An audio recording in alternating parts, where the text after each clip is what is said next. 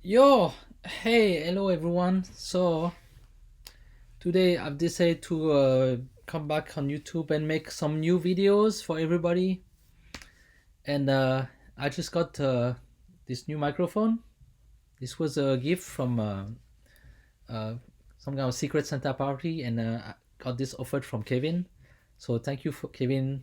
Shout out for to Kevin for this wonderful gift. I think this was really needed because if you watch my videos before, you know that the sound on my videos is absolutely horrible. So hopefully this will help. Today's video is gonna be about movies, and then just Netflix movies. I'm just decided So if I were to ask you what do you think is like one of my favorite genre in movies? I think if you say something like sci-fi, you would be right. Comedy, yeah, definitely. One thing though, I don't know if you know, but actually really like romantic comedies. There you go. And I've always thought man, why do I like romantic comedies so much? Even though I mean, yeah, it's not a guy thing, right? To like romantic comedies, but I do. I really love romantic comedies. So screw that. I'm just gonna talk about a bunch of romantic comedies that I've watched recently on Netflix, and why do I think about them? I hope this thing works. Just leave a pause because I just want to make sure that this works.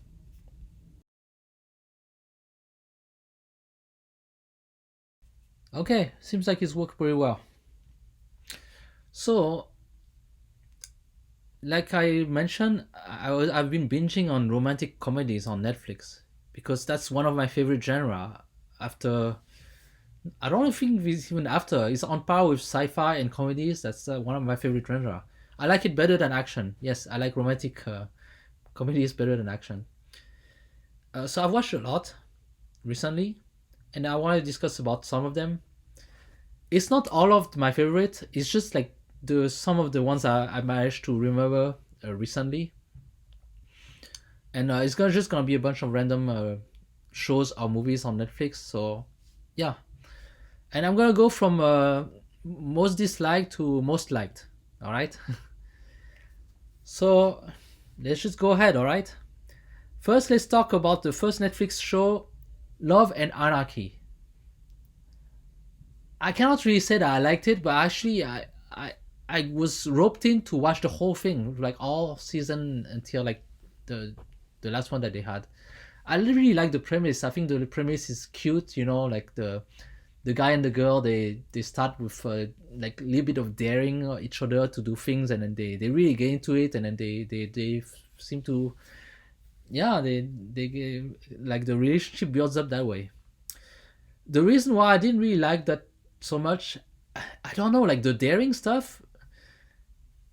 I sometimes I put myself in the position of the guy, and then the daring stuff is not really that exciting. What he does, like most of the time, he does something that's, uh, I don't know, it's a little bit meh. If you watched instead, there's another French movie called, damn it, I don't even remember. Ah oui, French title is Jeux d'enfant. Well, then I can figure out the English title. D'enfant. Jeux d'enfant. Love Me If You Dare. That one. That one is similar, but it's much better. This one, I think I like the premise, but the dare were a little bit meh, so yeah, meh. Next one on the list, I'm gonna put those two together. There's Love Guaranteed and He's All That. The reason I'm putting them all together is because I don't know. They're about the same level, and also they both involve this actress, Rachel Lee Cook, and I remember Rachel Lee Cook from She's All That, and back in the days, it was in the 90s. I watched that movie and I thought, oh man, I really like her, and she's cool and everything, and I think she's gonna go very far. And then I mean, she didn't go very far, and then also like I don't know, like the He's All That, and also well, she's not really the main character in He's All That. She's just the mom. So I can't really attribute that to her. But in Love Guaranteed, she plays this woman who helps a guy named I don't know. I don't even know what his name is. Uh, but yeah, she helps a guy find some love, and then actually it was kind of cute. Maybe I should rank it a little bit higher. But it was a little bit. I don't know. There's this kind of comedy, romantic comedies where you have to feel like the character really connected in a way that it ends up in a romance. In this one, it was not really that enough, for me to feel like, oh, they really connected. And also he's all that. I kind of forgot what happened in there, so maybe it was not very impactful for me. Anyway, those two, they are still at the meh level. Meh, not so exciting. Let's move to the next romantic comedies. So there's a one and then there's a sequel, Out of My League and Still Out of My League. Okay, so in there,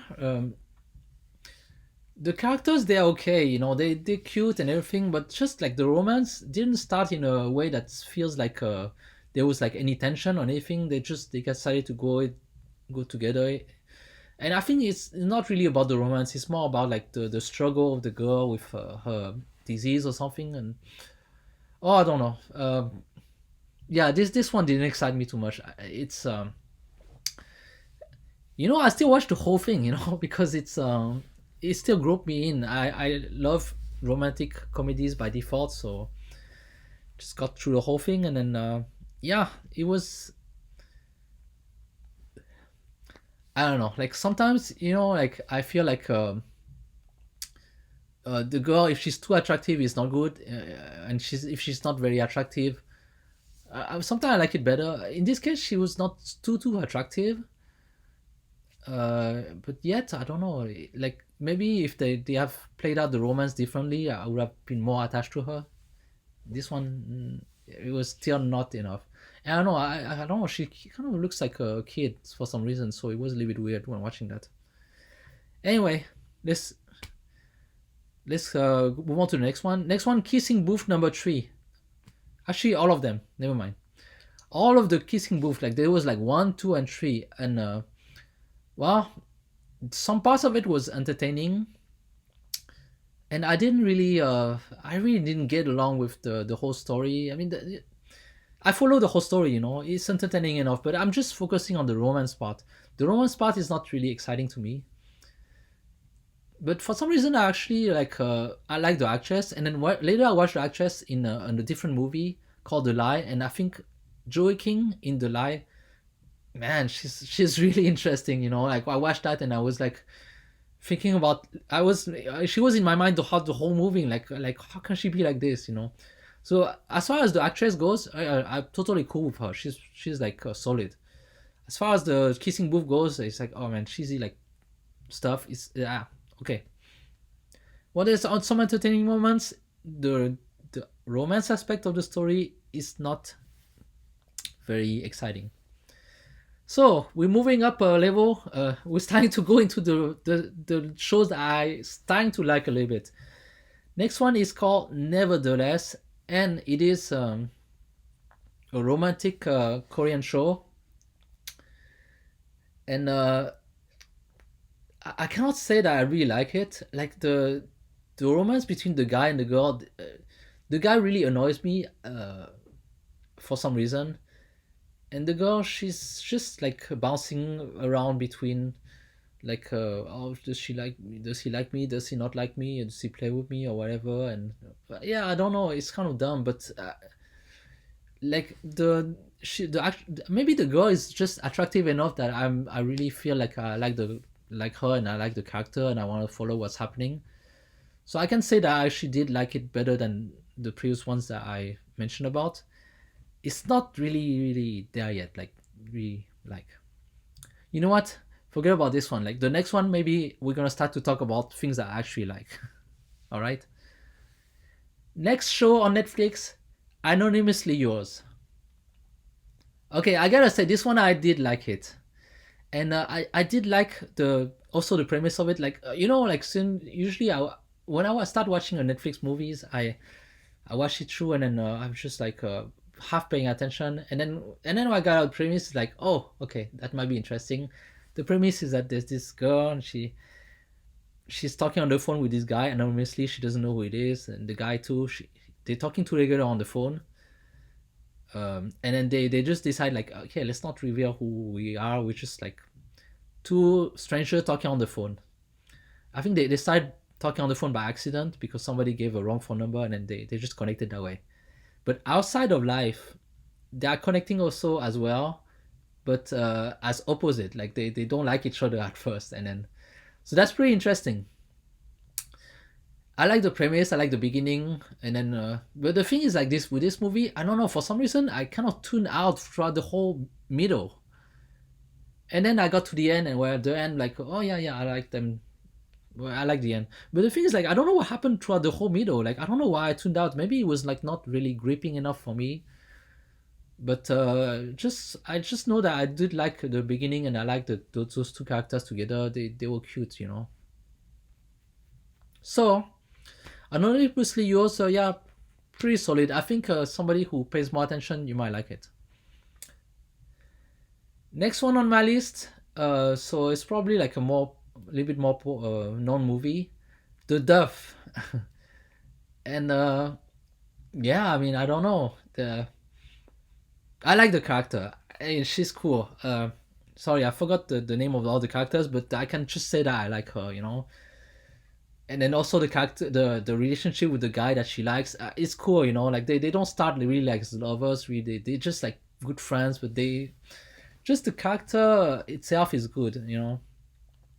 The girl, uh, sh- she's characterized by the attribute that they give her in the same title, DUFF. That's designated ugly fat friend, and she's not super fat, but she's a little bit chubby, cute, and it's all really all about the personality. I don't know. I just like her personality. I like how it's.